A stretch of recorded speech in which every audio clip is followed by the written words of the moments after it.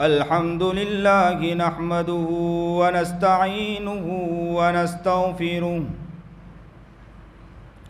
ونؤمن به ونتوكل عليه ونعوذ بالله من شرور أنفسنا ومن سيئات أعمالنا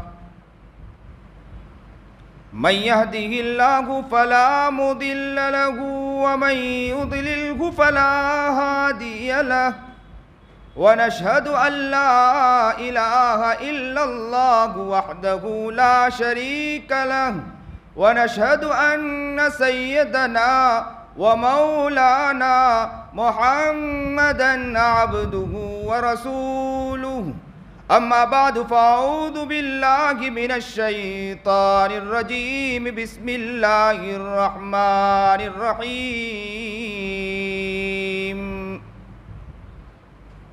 هل أتى على الإنسان حين من الدهر لم يكن شيئا مذكورا صدق الله العظيم وصدق رسوله النبي الكريم ونحن على ذلك من الشاهدين والشاكرين والحمد لله رب العالمين اللهم صل على سيدنا محمد وعلى آل سيدنا محمد وبارك وسلم اللهم صل على سيدنا محمد وعلى آل سيدنا محمد وبارك وسلم اللهم صل على سيدنا محمد وعلى آل سيدنا محمد وبارك وسلم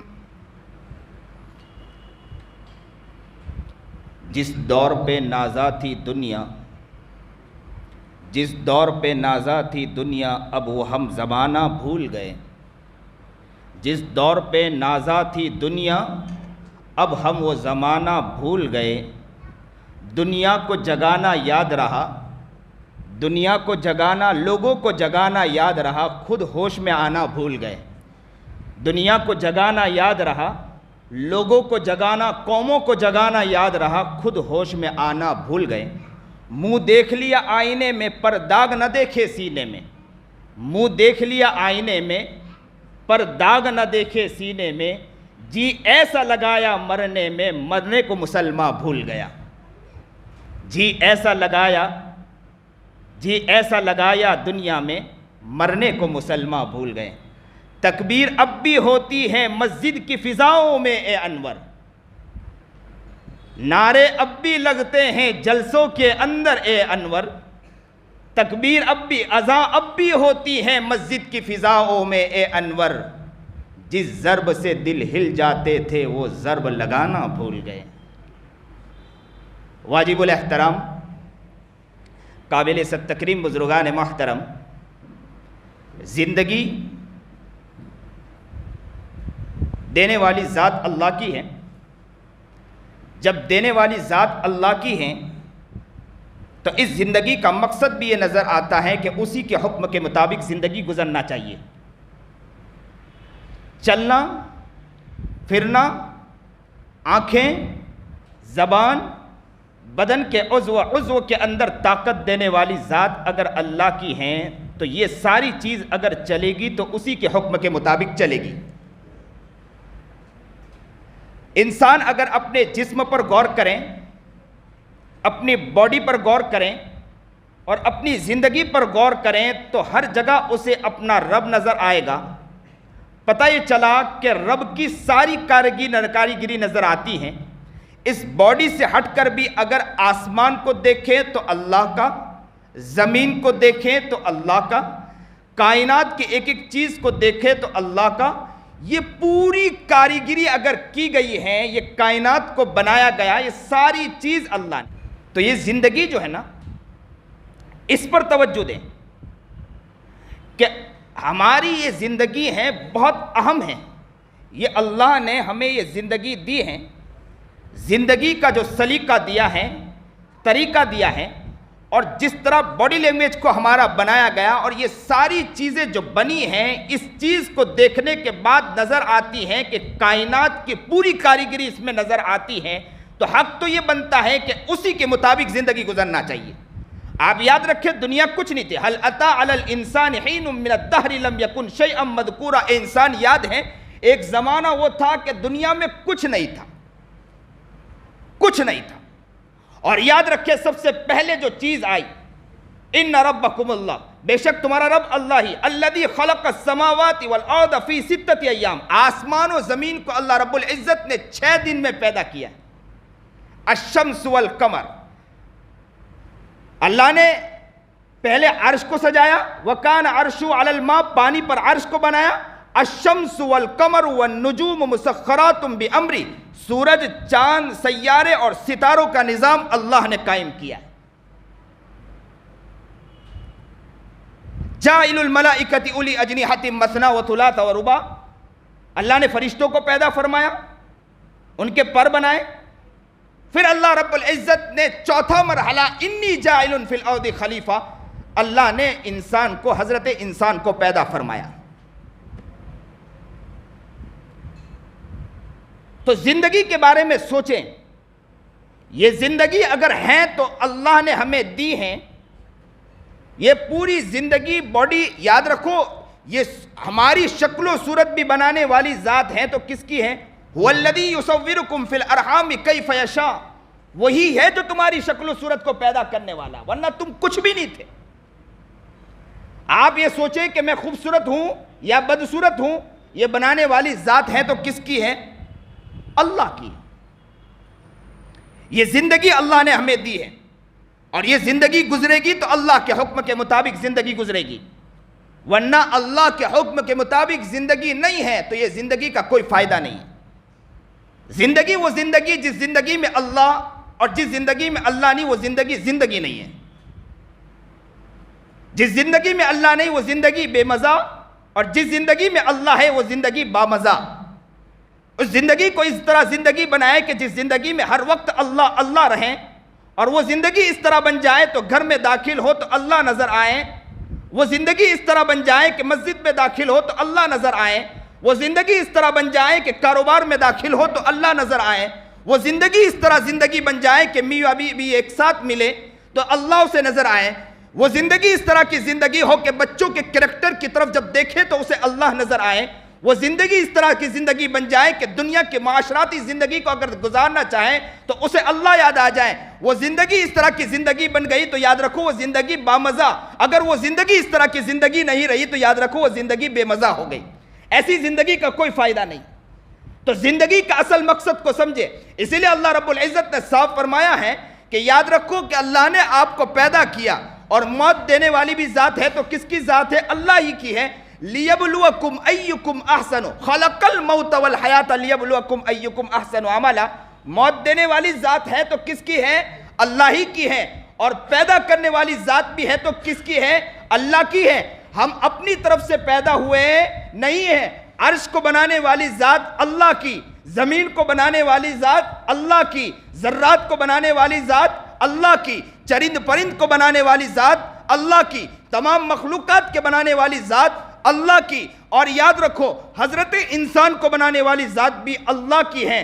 انسان کو صرف بنایا نہیں، انسان کو مرد بنایا یا عورت بنایا یہ بھی ذات اللہ کی ہے، اور ان سے جوڑ کر جو تخلیقات ہوتی ہیں یہ بھی ذات اگر ہیں تو اللہ کی ہیں۔ کنبے قبیلے بنانے، وَجَعَلْنَاكُمْ شُعُوبًا وَقَبَائِلَ لِتَعَارَفُوا، یاد رکھو یہ کنبے قبیلے بھی بنانے والی ذات ہے تو کس کی ہے؟ اللہ کی۔ یہ شکل و صورت بنانے والی ذات بھی ہے تو اللہ کی۔ هُوَ الَّذِي يُصَوِّرُكُمْ فِي الْأَرْحَامِ كَيْفَ يَشَاءُ، ہر چیز بنانے والی ذات ہے تو کس کی ہے؟ اللہ ہی کی ہے۔ یاد رکھو جب اللہ نے بنایا ہے تو کائنات سے اگر اللہ تعالیٰ اٹھائے تو یہ طاقت بھی کس کی ہے؟ اللہ کی ہے۔ كُلَّكُمْ مِيعَادُ يَوْمٍ، وقت مقرر ہے، اس کے بارے میں کسی کو کوئی علم نہیں ہے، کب دنیا سے کوئی انسان سب چلا جائے گا۔ اسی لیے قرآن احادیث مبارکہ میں آتا ہے کہ جب موت آئے گی انسان کا ذہن کیا ہوگا؟ وہ سوچ رہا ہوگا کہ میں آج کمپنی بنانے والا ہوں یا کاروبار اختیار کرنے والا ہوں، یا سوچے گا میں کسی کے گھر جانے والا ہوں، یا سوچے گا کہ میں شادی میں جانے والا ہوں، یا سوچے گا کہ میں یہ کام کرنے جانے والا ہوں، لیکن یہ سوچ تو رہا ہے لا تستأخرون عنہ ساعتا ولا تستقدمون اذا ماتوا انتبہوا. یاد رکھیں کہ انسان یہ سوچ رہا ہوگا، بہت سی سوچ بنی ہوگی، لیکن جب موت پنجے گاڑے گی نا، انسان کی ساری سوچ بچار ختم ہو کر فنا فی اللہ ہو جائے گی. زندگی، اور یاد رکھو اللہ یہاں تک کہتا ہے کہ میں چاہتا تو ہر شخص کو، اللہ کے لیے کوئی مشکل ہے؟ یہ باڈی بنانے والی ذات کس کی ہے؟ اللہ کی ہے. اللہ چاہے تو کوئی کافر رہ سکتا، اللہ چاہے تو کوئی نافرمان رہ سکتا، اللہ چاہے تو کوئی گنہگار رہ سکتا، کوئی نافرمانی کرنے والا ہو سکتا دنیا کے اندر. اور خود قرآن کریم کہہ رہا ہے وَلَوْ شِئْنَا لَآتَيْنَا كُلَّ نَفْسٍ هُدَاهَا، اگر ہم چاہتے تو ہر شخص کو ہدایت عطا کر دیتے ہیں. اللہ کے لیے کوئی مشکل نہیں ہے، ہر شخص کو ہدایت مل جاتی. انتم اشد خلقا ام السماء بناها رفع سمكها فسواها واغطش ليلها واخرج ضحاها والارض بعد ذلك دحاها اخرج منها ماءها ومرعاها والجبال ارساها متاعا لكم ولانعامكم. یہ آسمان کو بلندی عطا کی ہے، اس کو بلند کیا ہے، اس کے چھت کو موٹا کیا، زمین کو بچھا دیا، اس میں پانی نکالے، نہروں کو بچھایا، ان پر پہاڑوں کو لگایا، اور یہ سب چیز کی ہے. کرنے والی ذات کس کی ہے؟ اللہ کی ہے. تو اللہ یہ سب چیز کر سکتا ہے، حضرت انسان کو ہدایت نہیں دے سکتا؟ کیا مشکل ہے اللہ تعالیٰ تو حضرت انسان کو ہدایت نہیں دے سکتا؟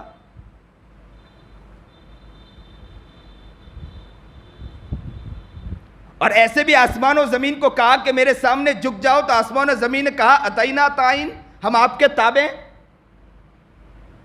کبھی سورج نے یہ نہیں کہا کہ اللہ میں رات کو نکلتا، سورج دن میں نکلتا ہوں، اب سے رات کو نکلا کروں گا.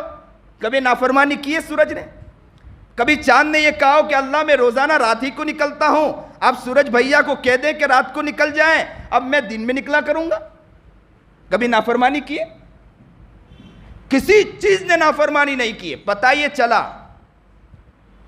اب ہمیں یہ سمجھنا ہے کہ ہر چیز اللہ کے تابع. اللہ نے کہا کہ میرے تابع ہو جاؤ، ہر چیز ان کے تابع ہو چکی. تو اللہ انسان کو ہدایت دینا چاہے تو دے سکتا، لیکن مسئلہ یہ ہے کہ یہاں پر یہ ہر انسان نافرمان نہیں ہوتا، کوئی انسان اللہ کے گنہگار نہیں ہوتا. لیکن کیا بات ہے، قرآن کریم آگے کہہ رہا ہے لِيَبْلُوَكُمْ خَلَقَ الْمَوْتَ وَالْحَيَاةَ لِيَبْلُوَكُمْ أَيُّكُمْ أَحْسَنُ عَمَلًا. ہم نے موت کو پیدا کیا، ہم نے آپ کو زندگی عطا کی ہے، یہ دونوں چیز میں آپ مجھ سے بندھے ہو، لیکن درمیان میں جو تھوڑی سی زندگی ہے نا، لِيَبْلُوَكُمْ أَيُّكُمْ أَحْسَنُ عَمَلًا، میں دیکھنا چاہتا ہوں کہ میرا بندہ کون ہے جو میرے مطابق زندگی گزار کے آتا ہے، مجھے راضی کر کے آتا ہے. میں یہ دیکھنا چاہتا ہوں، میں یہ دیکھنا چاہتا ہوں کہ میرے مطابق زندگی کون گزار کے آ رہا ہے، کون میرے حکم کے مطابق زندگی گزار کے آ رہا ہے. ذرا ہم سوچیں، ہماری آنکھیں کتنی غلط استعمال ہو رہی، ذرا اس طرف کی طرف ذرا غور کریں. ہماری زبان کتنی غلط استعمال ہو رہی، ہم اس طرف سوچیں. ہماری کان کتنے غلط استعمال ہو رہے ہیں، ہم اس طرف سوچیں. اگر ہم یہ سوچیں کہ اگر ابھی اب اللہ کا بلاوا آ گیا، اللہ نے پوچھ لیا کہ بندے ذرا بتلا کہ آنکھوں کو کس طرح استعمال کیا، کیا ہم آنکھ کے بارے میں جواب دے سکتے ہیں؟ زبان کے بارے میں پوچھیں کہ زبان بتلائیے کس طرح استعمال کیا، کیا ہم اس زبان کے بارے میں جواب دے سکتے ہیں؟ ہمارے کان کے بارے میں سوال پوچھا کہ ذرا بتلائیے، ہم کان کے بارے میں جواب دے سکتے ہیں؟ غیبت ہماری زندگی میں، چغلی ہماری زندگی میں، حسد ہماری زندگی میں، بغض ہماری زندگی میں، ریاکاری ہماری زندگی میں، جھوٹ ہماری زندگی میں، عیاری ہماری زندگی میں، بدماشی ہماری زندگی میں، ہر گناہ ہماری زندگی میں. گناہ کرتے کرتے کرتے کرتے کبھی تھکے نہیں ہیں، اور جب عبادت کی باری آتی ہے تو کہتے ہیں کہ مولانا تھوڑا کم وقت لیجئے، اس لیے کہ تھوڑا مسئلہ آتا، پریشانی ہے، نماز کے کے اندر اگر لمبی نماز ہو گئی تو کہتے ہیں کہ حضرت تھوڑی نماز کم کر دیجئے، اس لیے کہ نماز میں پریشانی آتی ہے۔ بیان اگر تھوڑا لمبا ہو گیا کہ حضرت تھوڑا کم کر دیجئے، اس لیے کہ حالات کو دیکھنا پڑتا ہے۔ گناہ کرتے کرتے تجھے تھکاوٹ نہیں ہوتی ہے، ایک لاڑی پر کھڑے ہو کر غیبت کرتے تو تھکتا نہیں ہے، کسی کی عزت کی دھجیاں اڑاتے تو تھکتا نہیں ہے، لیکن تو ذرا سوچ کہ عبادت اور دین کی باتیں سننے میں تیری زندگی کس طرف جا رہی ہے۔ اور صحابہ کو دیکھ کہ نبی کریم جناب سرکار دو عالم صلی اللہ علیہ وسلم کے پاس دوڑ کر پہنچ جایا کرتے تھے اور کہا کرتے تھے، اللہ کے رسول ہماری زندگی کی فکر کیجئے، اللہ کے رسول ذرا بتلائیے کہ ہماری زندگی ہم کس طرح بنائیے۔ وہ ہاتھ جوڑ کر کہتے تھے اللہ کے رسول کے پاس، اور ہم ذرا اپنی زندگی کے بارے میں دیکھیں کہ ہماری زندگی کہاں جا رہی ہے۔ حالات دن بدن سختی ہوتے جا رہے ہیں، حالات دن بدن بدلتے جا رہے ہیں، اور ہمارے ان سے مسلمان ہیں جو اپنے آپ کو خود بدلتا جا رہا ہے۔ ہر انسان اس بارے میں ذرا غور فکر کریں، ہر انسان اپنے آپ کو بدلنے کی کوشش کریں۔ نیگیٹو سوچ اور منفی سوچ ہماری اس طرح بن چکی ہے کہ ہر چیز میں، دین کے معاملے میں ہم لوگ نیگیٹو سوچنے لگے ہیں، لیکن پوزیٹو سوچ کے اندر ہم بہت پیچھے ہیں ابھی تک۔ اگر مثبت سوچ لے کر آئیں، ایک گلاس رکھا گیا، گلاس کے اندر پانی ڈالا جائے، آدھا گلاس پانی ہو، آدھا گلاس پانی، دو تھنک کے لوگ، ایک نے یہ کہا آدھا گلاس پانی اور ایک نے کہا آدھا گلاس پانی، لفظ ایک ہی، لفظ میں بدلا نہیں ہے لیکن انداز بدلا ہے، جو اس کی باڈی لینگویج بتلا رہا ہے۔ کیا بتلا رہا ہے؟ ایک کہہ رہا ہے آدھا گلاس پانی، کہنا کیا چاہ رہا ہے؟ آدھا گلاس میں کیا پیٹ بھرے گا میرا؟ اور ایک نے کہا آدھا گلاس پانی، تو پتہ یہ چلا کہ یہ خوش ہے۔ کیا خوش ہے؟ کہ اتنا بھی تو مل گیا، اللہ کا شکر ہے۔ ہماری زندگی ایسی ہو چکی اب، ہر چیز میں، دین کے معاملے میں، یہ کیا معاملہ، یہ کیا چیزیں، بھئی ایسا ہونا چاہیے، بھئی اس طرح ہونا چاہیے۔ اور جب گناہ کے معاملے میں لاڑیوں پر غیبت کے اڈے کھول دیتے ہیں، وہ ہمیں مزہ آتی ہے، لمبے وقت برباد کرتے ہیں۔ اس وقت نہ کاروبار یاد آتا ہے، نہ چیزیں یاد آتی ہیں۔ اس وقت مسلمانوں اپنے آپ کو بدلنے کی ضرورت ہے، اپنے آپ کو، اور جو بدلنا نہیں چاہتا، یاد رکھو کوئی آپ کو بدلنے والا بھی نہیں ہے۔ انسان خود اپنے حالات کو بدلے۔ منہ دیکھ لیا آئینے میں پر داغ نہ دیکھے سینے میں، منہ دیکھ لیا آئینے میں پر داغ نہ دیکھے سینے میں، جی ایسا لگایا جینے میں، جی ایسا لگایا جینے میں، مرنے کو مسلمان بھول گئے۔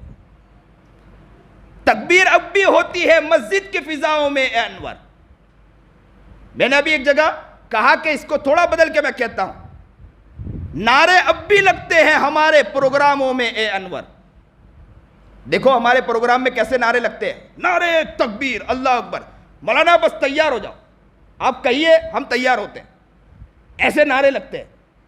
لیکن جب بات آتی ہے کہ چلو عبادت کرتے ہیں، اللہ کو یاد کرتے، چلا مسجد میں جاتے ہیں، اللہ کو یاد کرتے، اللہ کو منا لیتے ہیں، حضرت حالات کو دیکھنا پڑتا ہے نا، کاروبار بھی ہے، چیزیں بھی ہے،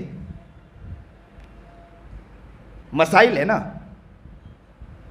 اور جیسے ہی اگر باتیں ہوگی کہ حالات ایسے ہیں، مسلمانوں کے پیچھے یہ حالات کیے جا رہے ہیں، نعرے تکبیر، نعرے لگ رہے ہیں، لیکن زندگی، تکبیر اب بھی بلند ہوتی ہے مسجد کی فضاؤں میں اے انور۔ جس ضرب سے دل ہل جاتے تھے وہ ضرب لگانا بھول گئے۔ یہ دل وہ دل بن جاتا نا کہ ایک ضرب لگ جائے، اللہ، یاد رکھو کہ دل پلٹ جایا کرتے تھے۔ میں آپ کو ایک واقعہ سناؤں کہ ایک مرتبہ حضرت مولانا رشید احمد گنگوئی رحمت اللہ علیہ مسجد کے اندر آ کر بیٹھے، مجمع کھچا کچ بھرا ہوا تھا۔ کسی نے کہا کہ حضرت بیان کیجئے، تو کیا کہا؟ نہیں، میری طبیعت بھی ابھی ایسی نہیں ہے کہ میں ابھی بیان کر سکوں۔ کہا کہ حضرت بیان کیجئے، کہا کہ نہیں۔ کہا کہ حضرت بیان کیجئے، کہا کہ نہیں۔ تو مسجد تو بھری تھی، باہر بھی لوگ کھڑے تھے کہ حضرت مولانا رشید احمد گنگوئی آئے ہیں، آج موقع اچھا ہے، لیکن حضرت نہ ہی کہتے رہیں تو لوگ دھیرے دھیرے جانے لگے۔ تو کسی نے ایک لفظ کہا جو ایسے ہی لوگ ہر مسجدوں میں ہوا کرتے ہیں، کہا کہ یہ بیان کریں گے تو کیا بیان کریں گے؟ ایک ہی بات جو دین کی باتیں اور وہی پرانی باتیں کہیں گے، اس کے علاوہ ان کے پاس باتیں کیا ہیں؟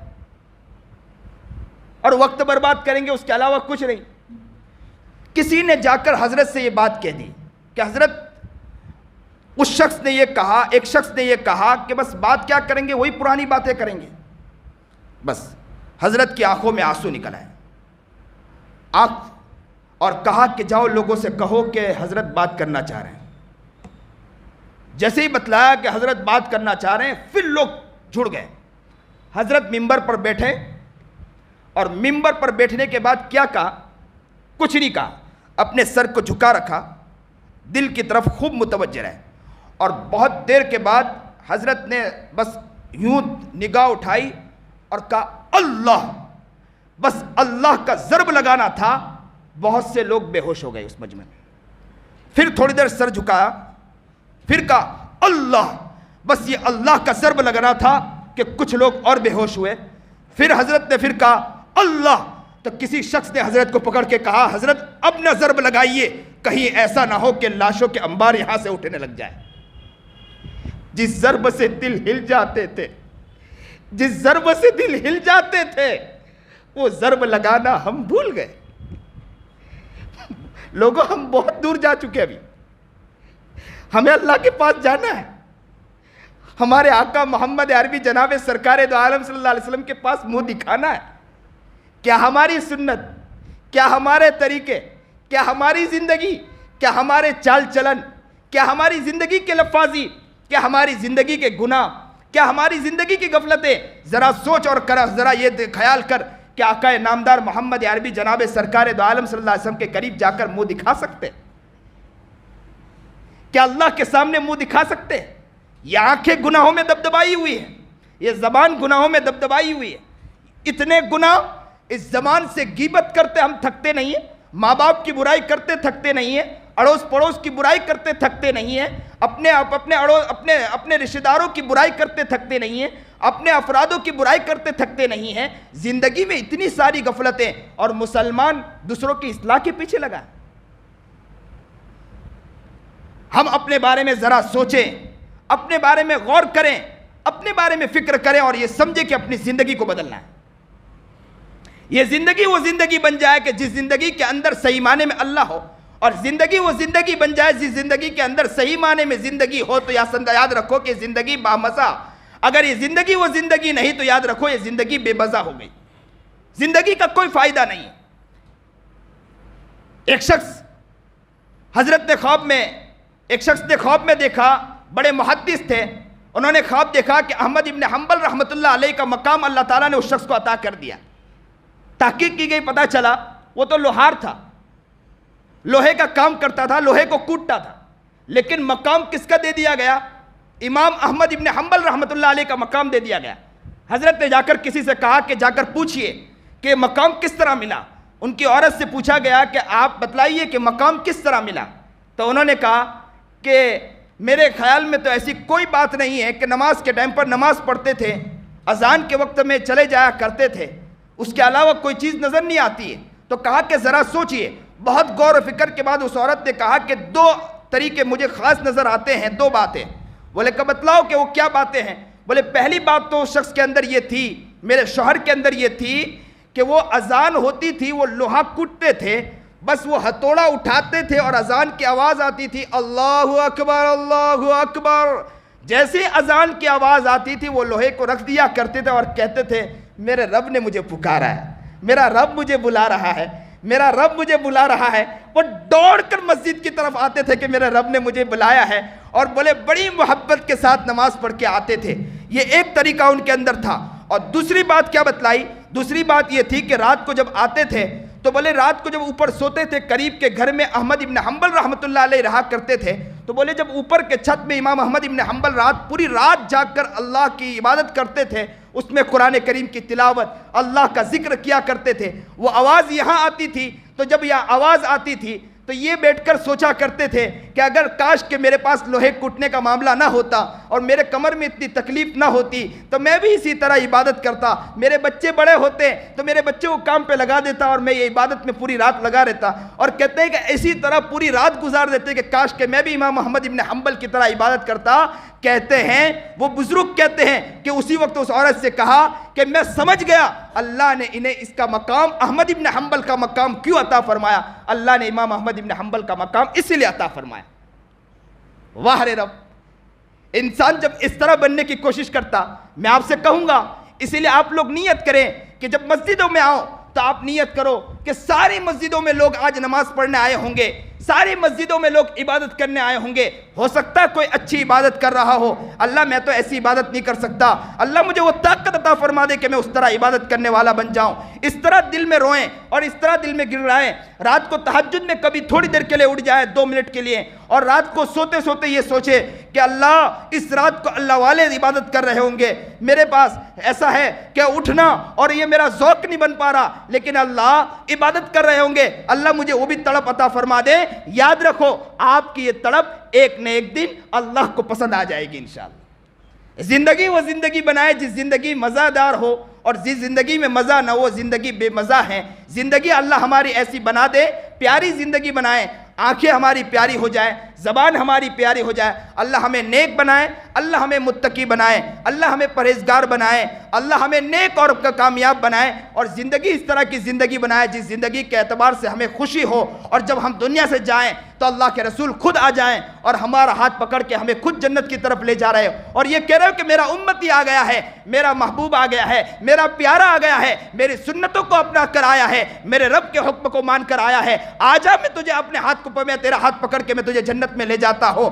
کاش کہ وہ زندگی ہمیں زندگی مل جائے. اللہ ہماری زندگی کو زندگی بنا دے, ہماری زندگی کے اندر سے غفلت ختم کر دے, گناہ ختم کر دے, جھوٹ ختم کر دے, غفلت ختم کر دے, اور ماں باپ کی عزت کی دھجیاں ختم کر دے کہ ماں باپ کی جس طرح ہم دل توڑ رہے ہیں, ماں باپ کی عزت کی دھجیاں اڑا رہے ہیں, اللہ ہمیں اس سے بھی حفاظت فرمائے. آج کے نوجوان, آج کے بچوں کو میں آج یہ پیغام دینا چاہتا ہوں کہ بچوں آج سن لو, یہ بات کو دل میں بٹھاؤ, ماں باپ کی قدر کرو, ماں باپ سے بڑا کوئی نہیں ہو سکتا. ماں باپ کی قدر کرو گے یہی کامیابی ملے گی. جس کی ماں گئی اس سے جا کر پوچھو کہ ماں کی قدر کیا ہوا کرتی, جس کا باپ گیا اس کو جا کر پوچھو کہ باپ کی قدر کیا ہوا کرتی. ماں باپ کی قدر کرو, ہو سکتا ہے کہ وہ غلط ہو سکتے ہیں, بہت سے کام میں غلط ہو سکتے ہیں, آپ خاموش رہیے اور ان کی عزت کریے, ان کی خدمت کریے اور آگے بڑھنے کی کوشش کریں. اللہ ہمیں نیک بنائے, اللہ ہمیں متقی بنائے, پرہیزگار بنائے. جو بات کہی گئی سنی گئی اللہ اس پر عمل کرنے کی توفیق عطا فرمائے. وآخر الدعوانا الحمدللہ.